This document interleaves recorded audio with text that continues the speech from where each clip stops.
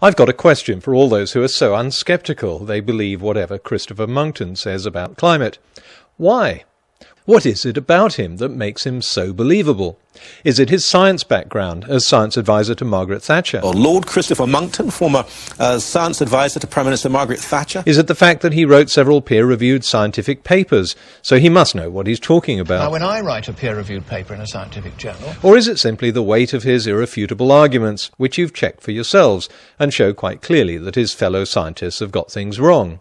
Well, we can dispense with the first two very quickly. The idea that Monckton has some kind of a science background may have started with an article he wrote in 2006, claiming to have advised Margaret Thatcher on scientific scams and scares. In fact, he has no science background. He has a degree in classics and a diploma in journalism. And if he was Margaret Thatcher's science advisor, let's check her autobiography to see what she thought of his advice. That's funny. Margaret Thatcher says her science advisor in the policy unit was George Guy's. Well, maybe Monckton was the man who advised her specifically on climate change.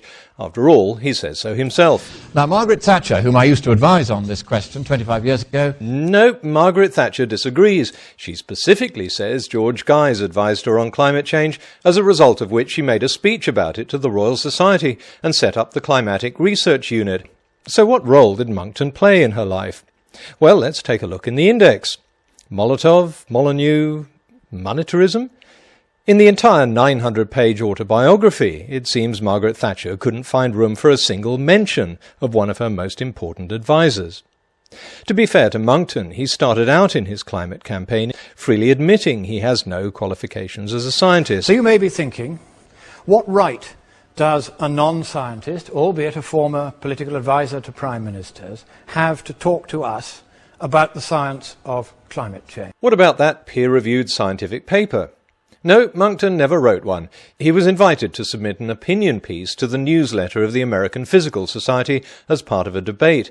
This isn't one of the APS's peer-reviewed journals. It's a forum for opinions, as the editorial statement of purpose shows. Monckton's insistence that his piece was peer-reviewed even led the editor to publish a response, pointing out that it wasn't. By now, I'm sure a lot of Monckton fans will be saying, what does it matter if he isn't a scientist? He was never Margaret Thatcher's science advisor and has never published a scientific paper. If he's not presenting his own theories, but just correctly presenting data and inferences from the scientific literature, he doesn't need a science background. And I agree.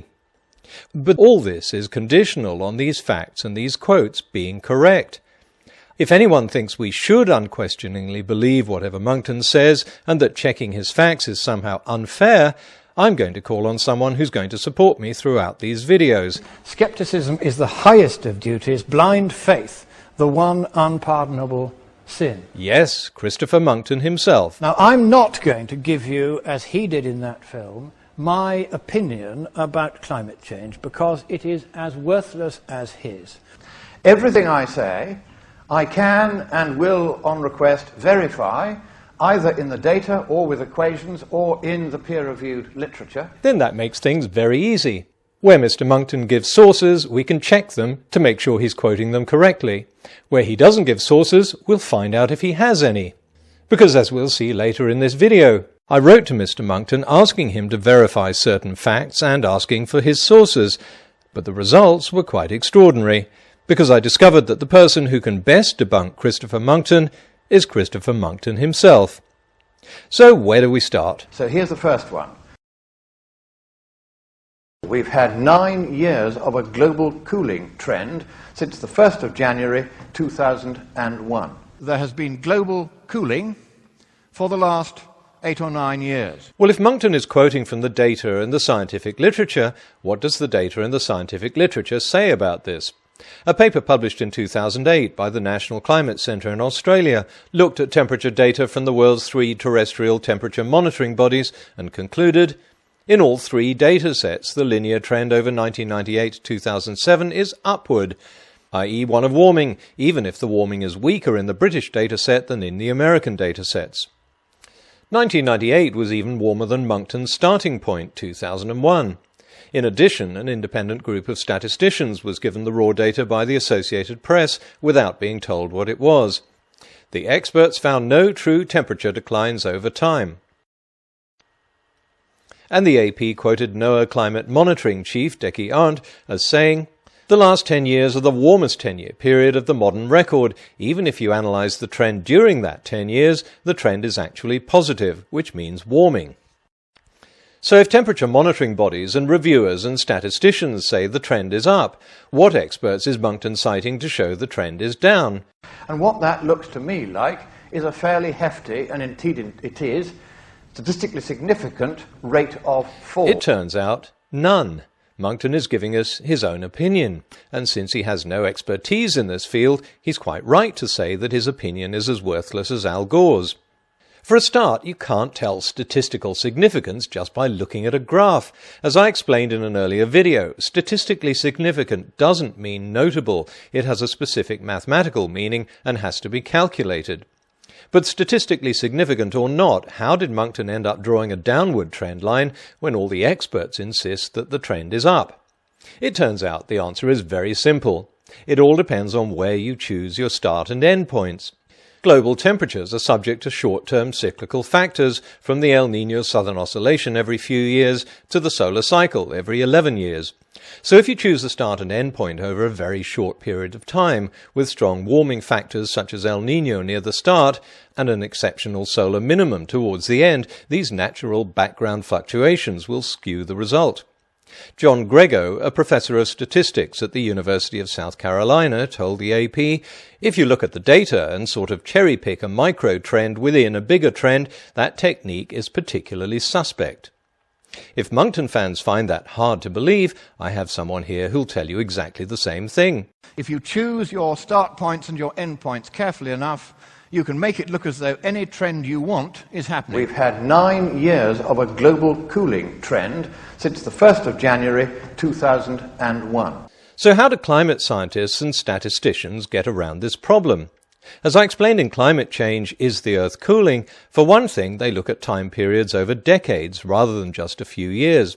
When you expand the timeline and look at the last few years in context, things look a little different. They can also correct this data for anomalies like the El Niño Southern Oscillation. But most commonly, they even out the background fluctuations by taking a moving average every 5, 10 or 11 years. That way, the underlying trend becomes clear.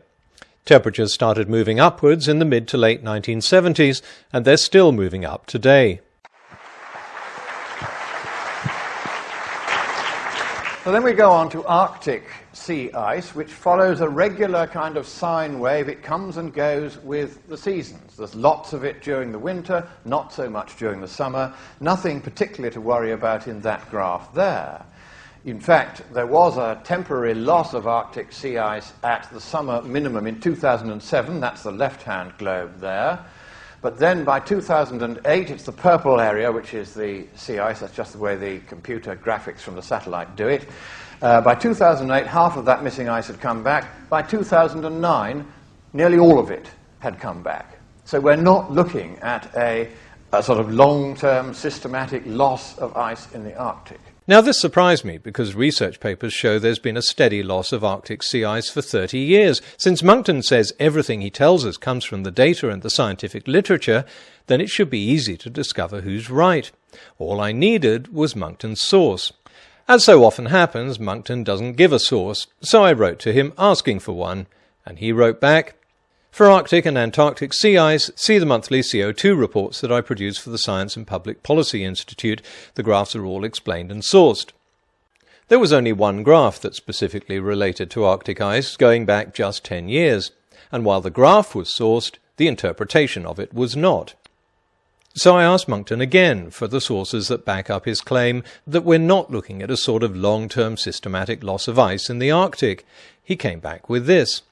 Arctic sea ice has indeed been declining in extent for 30 years, and the monthly CO2 reports fairly reflect this. What was that first bit again?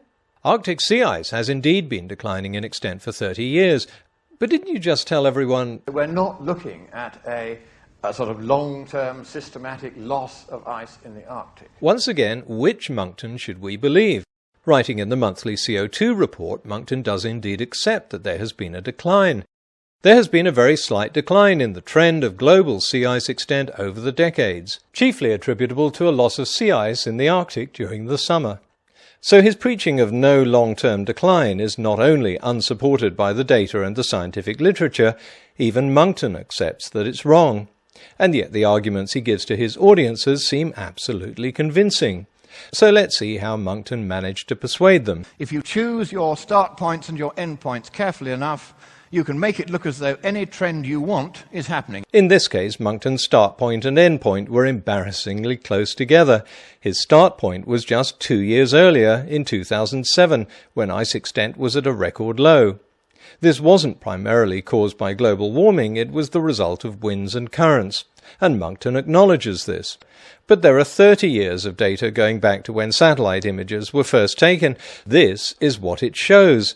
As Monckton admits, when you press for a source, it's a 30-year decline. And if we go back even further, we can see the last 30 years in context.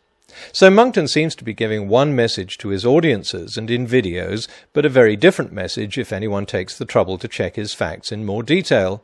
As I've said before, when someone makes a surprising claim, the best way to disprove it is to force them to give up their source, however reluctantly. 90% of the time, finding the source, or the non-existence of a source, gets you to the truth. How many of you have heard that Greenland is melting away? Yes, that's right, you've all heard that. Right. Here is a paper by Johannessen et al., very diligent Danish researcher, using laser altimetry. And what he found was that between 1992 and 2003, the average thickness of the vast Greenland ice sheet increased by 2 inches a year. Up to a point, Lord Copper. Once again, resolving the differences between Monckton and the climatologists is fairly easy, because both claim to cite the scientific literature. And here Monckton actually gives us a source, a paper by Johannessen published in 2005. If Johannessen's altimetry measurements show a thickening of the Greenland ice sheet, and this is not disputed by other researchers, then Monckton doesn't need to convince me with pictures of ice getting thicker. What I am going to do is check what Monckton claims. I'm going to read Johannessen's paper. And it turns out he did not report that the average thickness of the Greenland ice sheet has increased. On the contrary, he says we can't make that assessment because his study only measured the interior of Greenland at an altitude of 1,500 meters or more. The title of the paper alone should have been a clue. It's conceivable, Johannessen says, that Greenland is losing more ice through ablation, that's melting, at the lower altitudes than it's gaining ice at the higher altitudes he measured. That's putting what he said into plain English, but if Monckton fans find it hard to believe Monckton got this wrong, please pause the video and read what Johannessen wrote for yourselves, or look up the paper on the internet and read the whole thing. And since that paper was published, other studies have shown that the ice loss at lower altitudes is greater than the ice gain that Johannessen measured. In other words, there's a net loss of ice from Greenland. 2 definitive papers were published in 2006. So these were available to Monckton at the time he made his speeches, telling everyone that there was no net loss. Another thing that Monckton missed is Johannessen's conclusion that the increase in ice at higher altitudes could be due to a decadal climate system like the North Atlantic Oscillation. What's more, he says this increase was predicted by climate models. I am simply going to tell you a series of facts from the science and the data and the peer-reviewed literature, and I am going to allow you to draw the conclusion for yourselves. I'm not going to presume that Monckton is deliberately trying to mislead his audiences. As always, I can't discern motivation. I can only check the information and show whether it's right or wrong. But assuming Monckton is sincere in his beliefs, then there are only 2 possible conclusions. Either he didn't read or he misunderstood the scientific studies that have measured the loss of ice in Greenland. And either he didn't read or he misunderstood the one paper he quoted upon which his entire argument rests. I would urge Monckton fans to do what I did. If he doesn't give a source, be skeptical. If he does give a source, read it. And that's what the scientific method is about. It's about checking. Monckton gets so many things wrong, and it's so easy to show that he's wrong, that I've got at least 2 more videos to do on him. And in case they get removed from YouTube, please copy and mirror them.